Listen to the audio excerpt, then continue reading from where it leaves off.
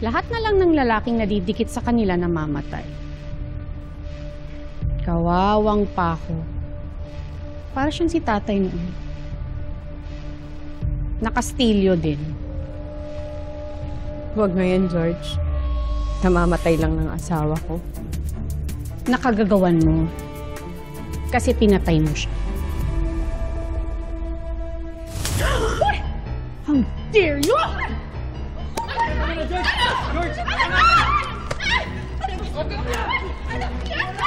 Sino tumulan sa kanya?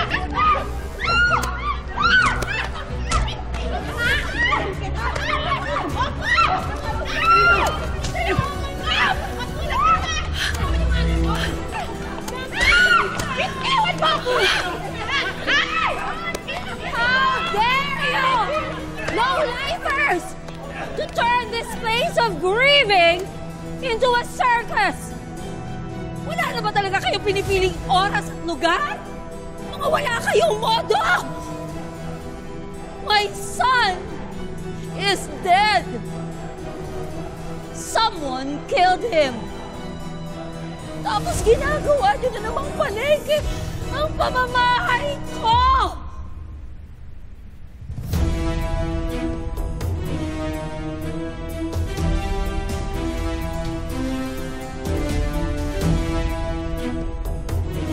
This is Aurora Palacio, ma'am.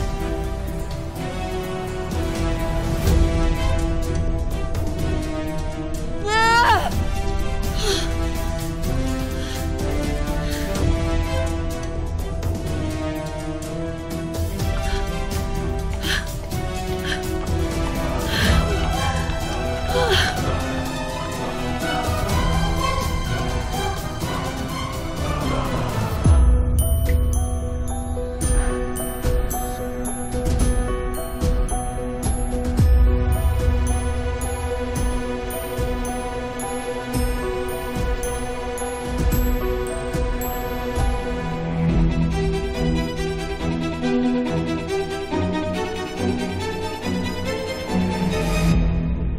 Sergeant Major Abdul Casas.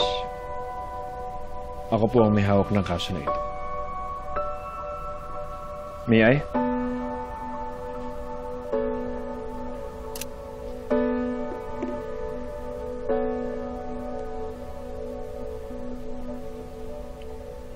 Ano po ang relasyon niyo sa biktima? I'm his mother. Sinabi ng staff ninyo at mga na-interview namin that you were at the scene moments after it happened. Your son's fall. Paano kayo nakarating nun? Kararating ko lang from a party. I was looking for my son. Because I was told na nag-away silang dalawa ni Sam. Samantha Palacios. Yung asawa niya. Yes. Nasa si Paco? Nasa kwarto ba niya? Wala na po ata, ma'am. Si Ma'am Sam na lang po yung nandun. Peter, samahan mo ako. Hanapin natin si Paco. George, have you seen my son? Hindi po. Nawawala po ba si Paco? Peter, bisa natin Paco! Nung bumaba ako, katabi ni Sam ang katawan ng anak kong si Paco. Nandun din si George, my nephew's wife. Kararating din.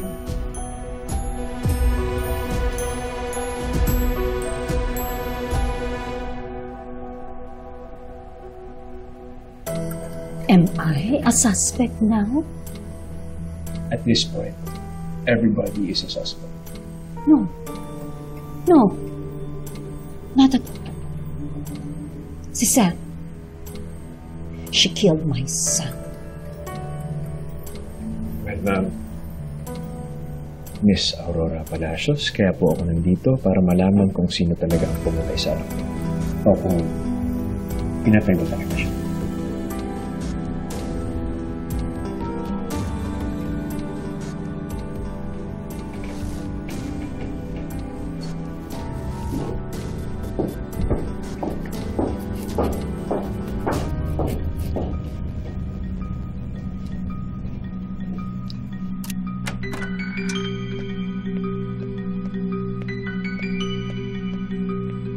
Miss Georgina Palacios, ma'am.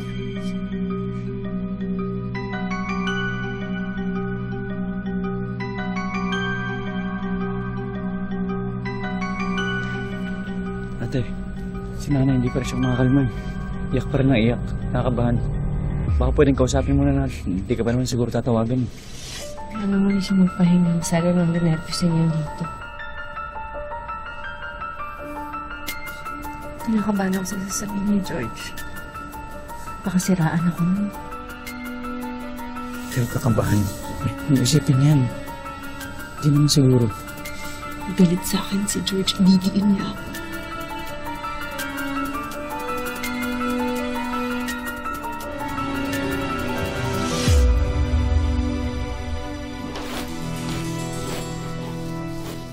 Have a seat po, ma'am. Sarge.